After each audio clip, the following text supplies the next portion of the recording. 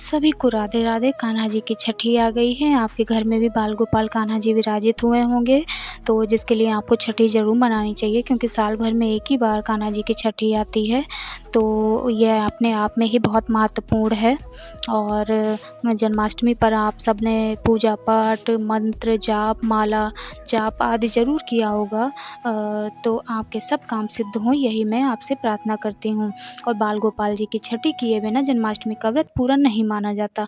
इसलिए जिन भक्तों ने भी कान्हा जी का खीरे से जन्म कराया है या नहीं भी कराया है, सभी को छठी मनानी चाहिए, क्योंकि बगैर छठी मनाए आपका व्रत पूरा नहीं माना जाएगा। इसीलिए छठी मनाई जाती है। इस दिन छठी माता का पूजन किया जाता है, ताकि कान्हा जी को किसी की नज़र ना लगे, और उन्हें नज़रवे, काजल, सुंदर वस्त्र आदि पहनाकर, जैसे एक छोटे बच्चे का जन्म पर किया जाता है, उसी प्रकार कान्हा जी का भी छठी मनाई जाती है। तो छठी मनाकर ही इस व्रत को सफल माना जाता है। तो आपके घर में बाल गोपाल हैं तो बहुत बढ़िया है, अगर नहीं हैं तो किसी भी मंदिर में जाकर, कृष्ण जी के मंदिर में जाकर आप छठी मना सकते हैं।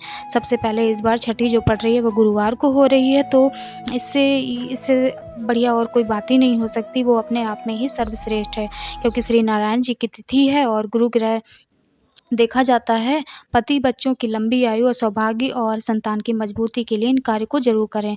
21 अगस्त को कान्हा जी की छठी मनाई जाएगी। जो भी भक्त 16 अगस्त को व्रत रखे थे, वो 21 अगस्त को छठी मनाएँगे, और जो लोग 15 अगस्त को कान्हा जी का जन्म कराए थे, वो लोग 20 अगस्त को छठी मनाएँगे। तो आपको आपको कान्हा जी को लाल या पीले रंग के कपड़े, हल्दी का तिलक लगाकर, साथ ही साथ उनको सुंदर वस्त्र और सच्चे मन से ओम नमो भगवते वासुदेवाय नमः, ओम कृष्णाय नमः, ओम विष्णुवे नमः, ओम शिवाय नमस्तुभ्यं का जप करें। जय श्री कृष्णा, जय श्री राधे का जप करते हुए भगवान श्री सूर्य भगवान को जल चढ़ावें। इस दिन माँ तुलसी को दीपदान ज़रूर करें। और हमेशा छठी दोपहर या शाम को मनाई जाती है। तो कान्हा जी की छठी है, तो इसमें व्रत उपवास करने की ज़रूरत नहीं है, तो आप लोग बिल्कुल भी टेंशन ना लें। यह एक उत्सव है जो कि अपने आप में एक राज़ी खुशी से घर में मनाते हैं। इस दिन आप कान्हा जी को तैयार करके उनको भोग लगाते हैं, कढ़ी चावल का, जो कि उन्हें पसंद है, तुलसी दल पत्र डालकर, घर में ही या तो फिर कहीं मंदिर में। अगर आप चाहें इच्छानुसार आप उनको 56 भोग का भी भोग लगा सकते हैं। कान्हा जी को नज़र ज़रूर समर्पित करें, कान्हा जी को नज़र नहीं लगेगी। और कान्हा जी को खेल खिलौने आदि ज़रूर समर्पित करें। अगर आप मंदिर में हैं या किसी मंदिर में या घर में, तो जहाँ भी सौभाग्यवती नारी है जिसके पुत्र पौत्र हैं, खूब बरकत है, वह कान्हा जी की बहुत परम भक्त है, तो उनसे कहिए कि मेरे कान्हा जी को मेरे घर पर आ जाइए। आप मेरी झोली में, आप मेरी गोद में कान्हा जी का सुंदर स्वरूप रख दीजिए। आपको वहाँ से जो भी मिले, आप उसे हाथ में नहीं लेंगे, आपको अपनी झोली में लेना है। और प्रार्थना करना है कि हे बाल गोपाल, जैसा आपका पर्व चल रहा है, आपका जन्माष्टमी मैंने मनाया, आज छठी का पर्व है, मैं अपनी इच्छानुसार, सामर्थ्य अनुसार जो भी कर पाई हूँ या मनाने का सामर्थ्य कर रही हूँ, बाल गोपाल, जैसे मैंने आज गोद भरवाई है, वैसे आने वाले साल में अगले जन्माष्टमी तक मेरी गोद भी आपके सुंदर स्वरूप से भर जाए, ऐसी मैं कामना करती हूँ। संतान की कामना आपके जीवन के लिए, संतान की कामना, और आपके जीवन से कष्ट दूर हो जाएँगे, और बाल गोपाल जी आपके घर ज़रूर आएँगे। और गुरुवार का दिन है, तो आप किसी भी नारायण मंदिर में चने की दाल का दान ज़रूर करें, जो कि स्वर्ण दान माना जाता है। तुलसी पत्र रखकर, 11-21 रुपए आदि रखकर, जिससे गुरु ग्रह मजबूत होता है, और आप जानते ही होंगे कि चने की दाल को स्वर्ण दान भी कहा जाता है। तो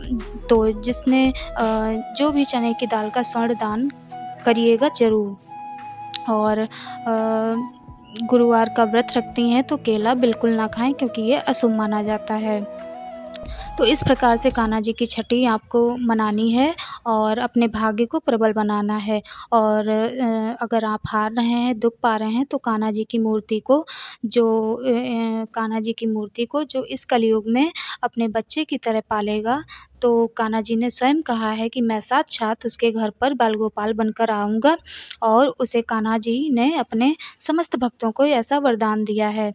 अगर आपके घर कान्हा जी नहीं है, तो कान्हा जी को छठी के दिन आप कान्हा जी को अपने घर में बाल स्वरूप लड्डू गोपाल जी को अपने घर ला ला सकते हैं और उनका लालन-पालन और पूजा ध्यान आदि कर सकते हैं। अगर कान्हा जी को आप घर पे लाते हैं छठी के दिन तो उनका दूध से अभिषेक करावें, सुंदर वस्त्र पहनाएँ और उनको घर में स्थापित करके अपने पुत्र रूप में पूजा कर सकते हैं और अपने सौभाग्य में वृद्धि पा सकते हैं। और संतान गोपाल मंत्र का जाप भी इस एक माला आप ज़रूर करें और भगवान जी के सामने आप अपने भाव कह दीजिए।